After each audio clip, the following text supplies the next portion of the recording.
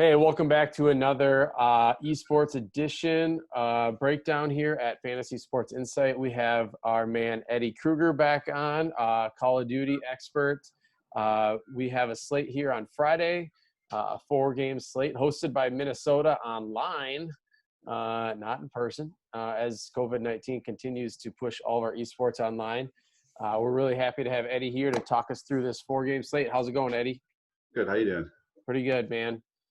All right, we are going to dive into the odds first. So we have a document that we're just going to share and kind of reference to throughout the time here. Pretty similar to what you would see on DraftKings lineup builder. We just kind of try to break it down, and this is some of the content you can look to see on our website as well. As we do with most slates, any sports, we kind of always start with the odds just to see where people are at. So I'm just going to go over the odds here quick. Atlanta coming in as our biggest favorite at minus 1,600. And then the rest of the 3 teams are all pretty close in terms of who's the next favorite. Dallas at minus 245, Chicago at minus 240, and Toronto at minus 220. Now, Eddie, can you tell us why it's really important to consider these odds when you're building in terms of the sweep factor or not if somebody's never played Call of Duty before for DFS? Yeah. So you always want the match you're going to put the players on to go at least 4 maps, because then you get your 2 hard points where they really rack up a lot of kills.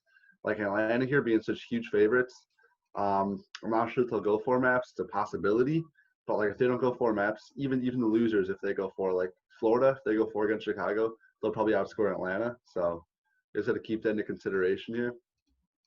Awesome. Yep. So I think that's the one big thing. And I know there's been a lot of discussion with all the esports on how they score, games not played or game length adjustment. CSGO is now switched to like just a 5-point bonus for the sweep, but then everybody gets the rounds not played. So I do think you can't have the same algorithm for every sport because I know we talked about here, Call of Duty is a lot different because the maps are scored differently. Yeah, each one, yeah. I mean, it'd be so hard to add a GLA to this game length adjustment, just because they are all scored very differently. You'd have to do a whole lot of math to do it, and a lot of people wouldn't be happy. I bet. I like the way it is now. Right. Yeah, I agree. And I think even go to League of Legends, I think is a little bit more team based. I think when they are getting that sweeping bonus, that's a lot different. Where in CS:GO, somebody like Zywoo or a top player on a losing team could still potentially outscore the worst player on a winning team. Yeah.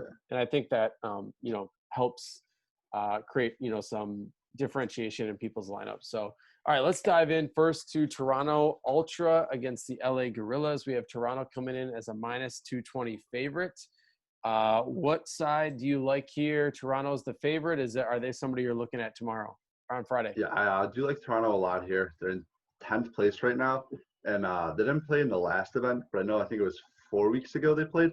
They ended up finishing 3rd behind Atlanta and Optic.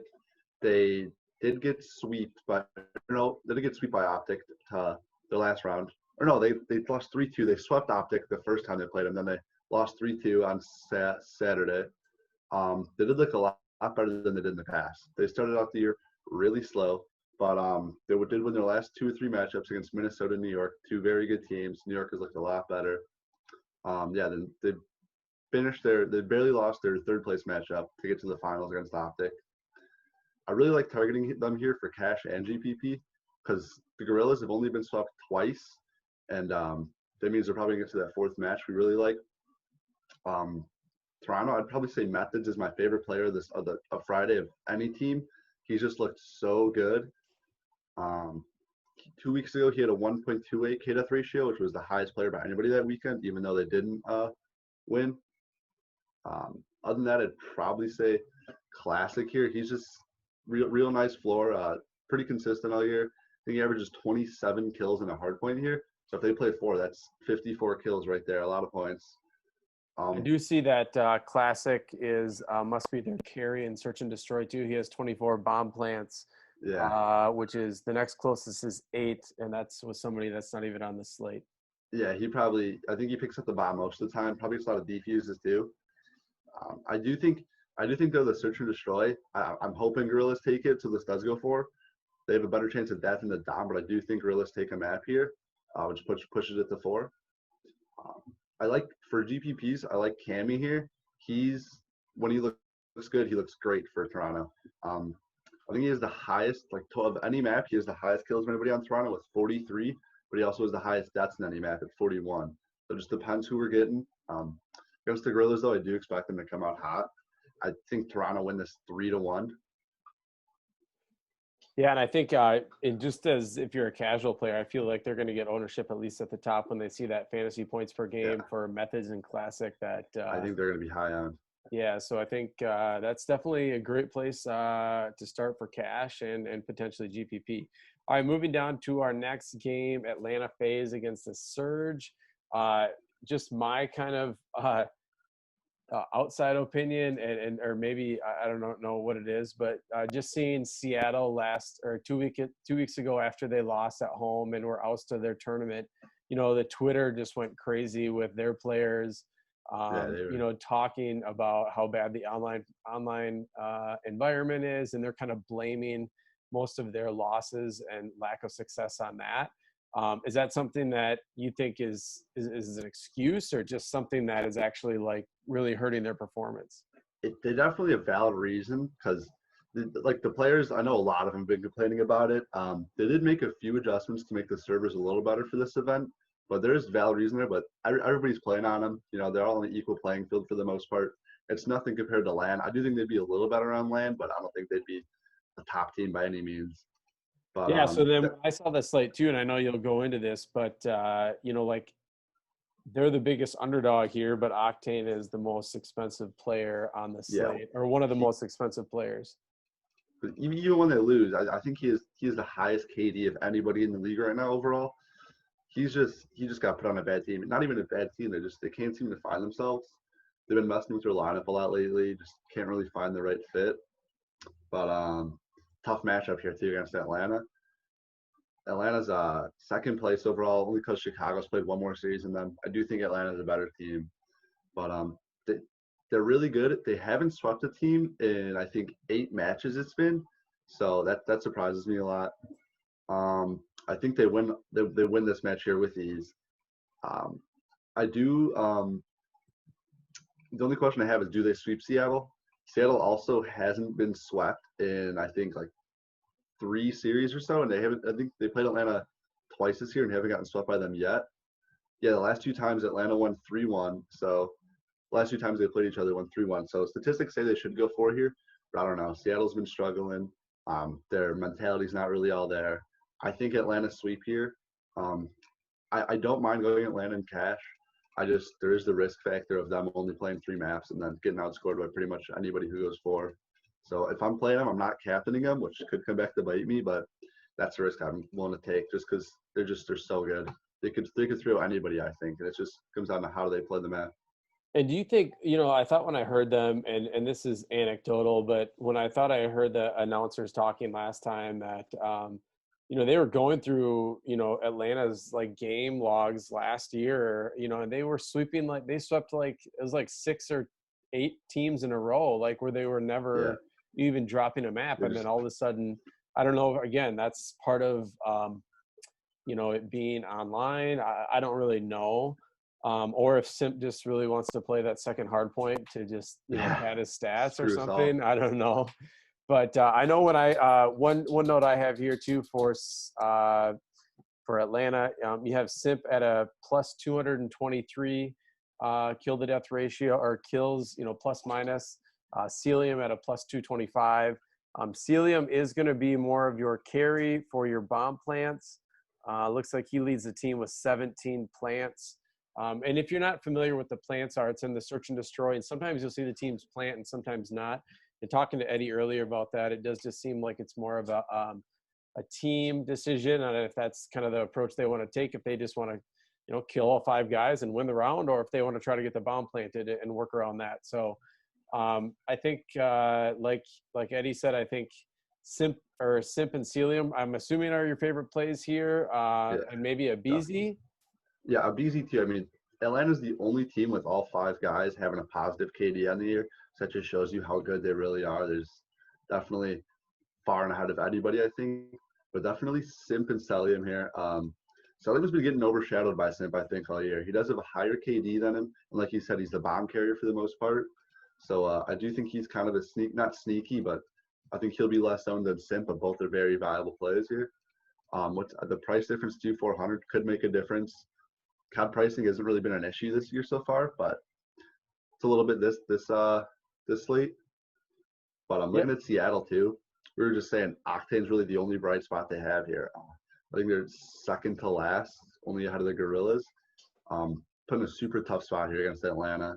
Just not looking good for him. But if you do want to take a shot at Seattle, I think Octane's the only one you could really do confidently. Like I said, he's the highest KD of anybody in the league.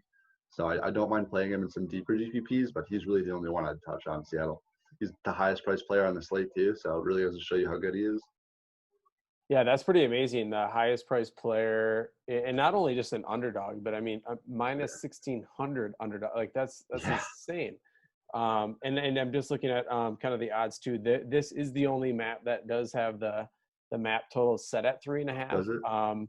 The juice is on the over at minus 150 on the over. So, but it is the only one. Every other one is, the line is set at 4.5. I think it's an easy bet to take the under on 4.5 on most of these. That it either goes 3-1 or somebody just sweeps. But yeah, so I think as you and I talked before, if Atlanta does get that fourth map, they probably point per dollar would be some of the top 3 best plays for their team, assuming that they dominate in those hard point matches, which Simp and obviously does. So always do.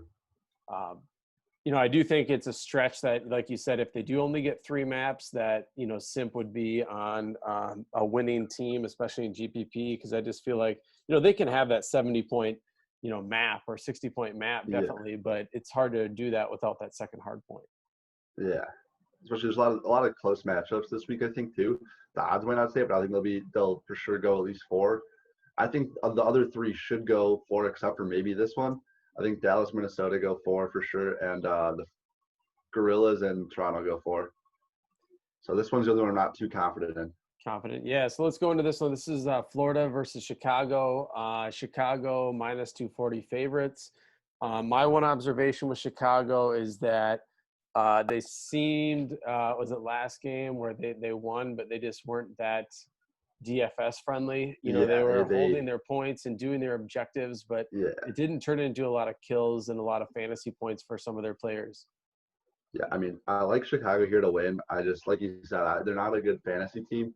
You will get like the one, like I think it was like one bright spot every time. There's one guy who just seems like he's the only one who could break 100 consistently. But this is an interesting match because you got Pristini going against his former team, the Mutineers. The Mutineers making some roster adjustments, bringing in Awakening over Mox.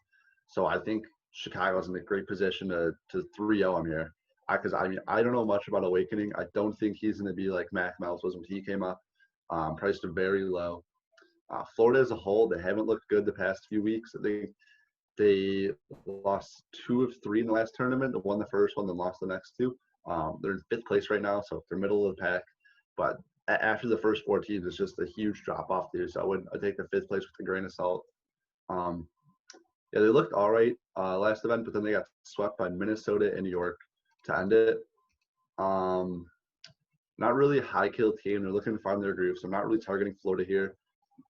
Farrell and Skies do have a lot of potential. They're 2 guys who could anytime drop 120 points, but they haven't done it yet. So I'm not going to play them until I see it. Could be Saturday. You never know.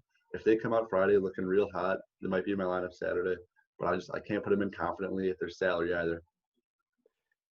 So one thing, and maybe that now that Gunless is not on the team, did they designate anybody else for Chicago that carried the bomb? I know I saw he led the team with bomb plants. I think Chicago's a team where they kind of rotated for the most part. I think Envoy and Pristini are your best bets to carry the bomb. But Envoy sometimes gets carried away, rushes in too much. He'll drop bomb in the enemy area, and someone else will pick it up. They're not really a team I'm targeting for bomb plants because they are a team that spreads it out. But if I'm looking at Chicago, and I'd have to say that they're technically in first place after bringing Pristini in. But like I said, Atlanta is probably much better than them. They've looked a lot better since bringing him in too. They only lost one of their last 7. Yeah, this is like the storyline matchup too. It's Pristino against his former team. He's price cheap. I'm probably gonna take a shot on him in one of my few lines. Um, But you know, definitely lots not a of team you're yeah, looking to target here for cash. no, not for cash, just because I do think they have good potential to 3-0 them. Florida just hasn't looked good. They're just not a high kill team. Chicago's looked a lot better. They're on a nice surge. I do think they do rack up a lot of kills in the first hard point. It's just a matter of getting to that second one. I'll probably play Chicago stack in like one of my GPP lines, but definitely not cash. Um, Favorite target's probably Envoy on the team. He just leads the team in overall kills with more than 150 than the next guy, which would be Arcides. He's just been the rock. He's been the most consistent guy in the team for sure. You can always just count on him to step up when you need him. But in a deeper GPP, I'm definitely looking at Pristini. I think he's playing with the storyline here. I like that he's playing Florida. Now that he's got a full time to practice with him, I think 2 weeks ago he had 5 days to practice with him, so got a lot of practice. And he looked good too on Sunday. I think they played. He looked a lot better than he did on Friday. So I think he's going to come out a lot better. He played good when he was on Florida. He just wasn't meshing well with the team. So I don't mind playing him in some deeper GPPs too. But yeah, Awesome. definitely think Chicago wins 3-0, maybe 3-1. Yeah, I But think yeah, that it's a lot of risk to go to someone like Chicago if you A, think that they're going to sweep, and B, they're already not a DFS friendly team. So even if you yeah, get to 4 maps, you're probably not seeing the upside that you might get out of, say, it's, some of those Toronto players that yeah. just might be in a better DFS friendly environment compared to Chicago here. So all right, let's move on to our last game here. The Empire versus the Rocker, my home team. So uh, the odds here, we got Dallas at minus 245, and we have the Rocker at plus 175. Shotzi, in my small research, besides seeing the 128.2 fantasy points per game, looked like, what kind of amazed me, and maybe you can elaborate on this, but his plus minus is only 13 on the season. But maybe maybe I need to look more at recent form, or maybe his recent form is better than it was at the beginning of the year. But he leads the team with 46 bomb plants, which again, when you Yeah. start talking fantasy points, 3-4 points. I don't remember if it's 3 points or 4 points a bomb It's plant. something like that. Something good like that. Like, there's only certain guys that can score 20 or 30 in an S&D round, and it's someone like him or Yeah. Macbeth that can actually, get to that 120, 130 overall point differential just because they get some of those extra objectives in. Well, coming into the year, Dallas was known as the online team because in all the scrims they would smoke everybody. I think pre-rankings they were listed number 1. On the first event, I think they ended up losing to someone. I forget who, but they got upset. And then they were just been the laughing joke the whole time, like, oh, you guys are only good online. So when this did get moved online instead of LAN, they were looked at to be a really good team. And it seems like it's right because that's really when Shotzi's been taken off since it's got moved to online. His KD doesn't speak up too much, but he's more of a run and gun guy. So he'll go get 1-2 die, 1-2 die, but he'll do that. He'll rack up the kills, and I think it's 2 points per kill and -1 per death. So it does add up a lot here, and he's looked really good the past few events. This is technically supposed to be the best matchup with 3rd and 4th place, but the Rocker haven't looked as good as they did to start the year. Empire have only lost 1 match in the last 10. They're running a 4-match win streak, and Minnesota's been struggling. I do think they take a map here, so I like Dallas in cash games. I think my favorite cash pairing would be Dallas and Toronto this weekend, followed by Chicago, just because I think Minnesota wins a map here, and Dallas is one of those high kill teams. Really, all of them are viable, but I'd have to say Shotzi is definitely one of my favorite plays. Just price tag speaks for it. 1,400 in the next 2. Yeah. He's worth paying up for. You're gonna have to pair him with somebody kind of cheap, but I think he's worth it. I'd have to go Hook too. Hook has looked really good. He has the highest kills on the team in hardpoint, which is really where they earn the points. And he's on a submachine gun roll, so he has the potential to take off at any moment and just go on nice little 5-6 killing sprees. And actually, the last time we saw him against Optic, he almost dropped 100 kills in a 4-game series, which is really nice. I think Simp was like the closest thing to that. I think when he broke his kill record. Yeah, especially against the Roker, I do think Dallas take this with ease. 3-1. I hope. Hopefully not a 3-0. But yeah, Minnesota side, they've looked terrible the last few times. They got swept 3 out of the last 4 matches, but against Dallas have split the series 1-1. They won their most recent one 3-1 and lost the other one 3-2. So they're playing pretty competitively. You know, it shouldn't be a blowout. I hope it's not a blowout. I think Minnesota win a search and destroy with Dom here. After I think they figured themselves out. They've had some time to scrim and figure out what their issues were. They're such a good team too here. And if I'm targeting Minnesota, got RX at only 7,000. I know he was priced really high the last 2 slates just because of they know where his potential is at. So I like that he's priced a little down here. If you're going, I'm definitely gonna go Minnesota in at least 1 GPP here. He actually leads his team with KD, but I don't think DraftKings looks at the whole year, only what their slates have been putting out. I think he's a 1.17 it was. Yep, that's what I see too. Yeah. Yeah, leads it. And Assault's the next with 115. Yeah, I'd pair him if you're going to Minnesota. I'd pair him with Assault or Alex. Either are really good. Assault's known as more of the consistent guy. He'll give you your 100 points probably if they go 4. But Alex is the one who has the big play potential here. He's looked really good the last few slates. I think he single-handedly saved my build's last slate.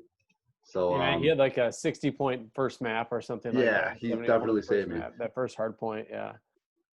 I'd say those 3 are the only ones I'm targeting for the Minnesota though. Cillian and Seam haven't really shown me anything of late that they could really they're worthy. Even at their price range, I'm not targeting them.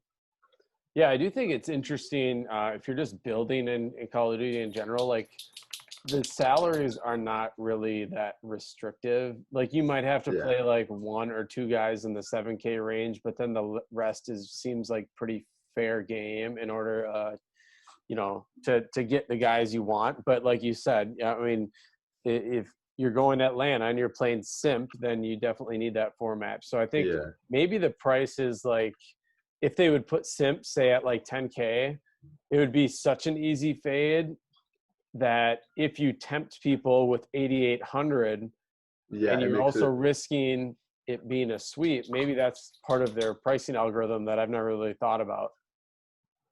Yeah. The team slots too, I think they should bump up the price of the team slots. I think the most expensive team is 3K, and that you could put like even a favored team, the Empire, 2,200 only. You could fit if you put that one there. It gives you so much salary cap space that you could really play anybody if you just if you play the right guys. Yeah, but definitely a lot of room with salary here. Not too worried about spending for guys. One other thing I know you did mention when you talked about like the pure volume and you look at, I think is it Hook or Hookie? Hook, yeah, Hook. Hook, yeah. I mean, so you look at him, I'm just kind of looking at his stats too right now. You take a guy like him who, his kill to death ratio is only a 1.03, but he's got more than 100 kills than anybody else on his team, or but he has more deaths. But like you said, it's that high volume. You would rather have somebody be like 35 and 30 than have somebody be like 22 and 19. You know what I mean? So the more volume, similar to Counter-Strike Go, just because the ratio difference, you still want to see the volume. So I think that's one thing that if you can target those guys that are higher volume players, regardless if their KD is not as pristine necessarily. It doesn't have to be the 1.21 or 1.19 you're seeing in Simp and Celium, but I think that if you can see the sheer volume of play, I think that probably adds in a lot of fantasy value. Yeah. Awesome. So, go ahead. I was gonna say, I think my probably favorite play of the weekend would have to be Methods on Toronto. He's just he's looked elite the last few weeks, and he's really stepped up. The team did not start off too well, but they've looked a lot better of late, especially against a very favorable matchup against the Gorillas. I'm hoping Gorillas take the search, and Toronto ends up playing that second hard point, and I think they beat them there. That's always like your ideal. Like the team goes 4 maps, but the team that you want to win is winning the hard point, the domination, and the hard point, and let the other Yeah. team win the search and destroy. And hopefully your players did really well during those maps that have the most fantasy points. Yeah. Obviously, it's not You something never that want your we can gut. just like predict, but I think that Yeah. would be your optimal situation for most of these players, or even lose a really close domination or something and still get to 5 maps, but have done really well on the hard points. Yeah. Even like the closer the hard point is, the more kills they're gonna get. Like if the game ends after 10 minutes because the team wins 100 by 150 points, they're not gonna get nearly as many kills as they could have if it would have gone another 100 points and they won by 50. So that's why I like this matchup a lot. I think it's the closest by the odds, and I think it will be the closest of the night. Um, yeah, I mean, all the favorite teams are pretty much viable, and then maybe Minnesota too. But Atlanta's just the only one that scares me. If they do go 4 maps, though, they're definitely a very good play. So I'll probably be playing them in a GPP just because I don't trust them enough to put them in cash. I trust them too much to put them in cash. Right. Oh yeah, that's right. Yeah, you like trust them. You think they will do Yeah, too well in order. So just to kind of recap, here Eddie's favorite 2 teams for cash are Toronto and Dallas. You could mix in a little bit of Chicago, or like you said, though, some of the rocker players are cheap enough that if it is yeah, competitive, and it goes, 3-4 maps on their side, it's definitely viable to find a couple plays there as well. Any last thoughts or anything else? You can always find, if you want to join our Discord channel, our esports Discord channel, just go to fsidfs.com. It is completely free right now during this COVID-19 thing until we start picking up some more content. But we do have CSGO, Cores, League of Legends. Eddie does Rocket League and that's Call of Duty. So hop on over there. Anything else that's there, start. Eddie? No, I mean you pretty much covered it all. Yeah, league starting up again this weekend, so that'll be a lot of fun. I think 3 of the 4 major leagues start this weekend, so a lot of content to be coming up. Definitely suggest checking it out. It's free too, so nothing bad comes of it. Yeah, absolutely. Yeah, and what I always tell people that are watching, like if you just come in and hop in our Discord channel and you have a question about a lineup, we are going to answer it. So Yeah, we're just not just posting the content and then letting you try to figure it out on your own. We do have yeah. our coaches in the Discord channel willing to answer questions and help give you some feedback on your lineup. So thanks a lot, Eddie, for coming on. We will definitely try to make sure that we get this out again next. So it'll be another 2 weeks, I think, for Yeah, we do Call of Duty. If they ever got the prices out early enough, we could potentially try to squeeze one in between. But I yeah, know but that that last match always takes so long yeah, to get through. But and then the turnaround time is less than 12 hours usually yeah. before they It's tough. start that next one. But again, feel free to reach out to us on Twitter or Discord, and we will certainly give you some feedback on your Call of Duty lineups. So thanks a lot, Eddie. Check you guys later.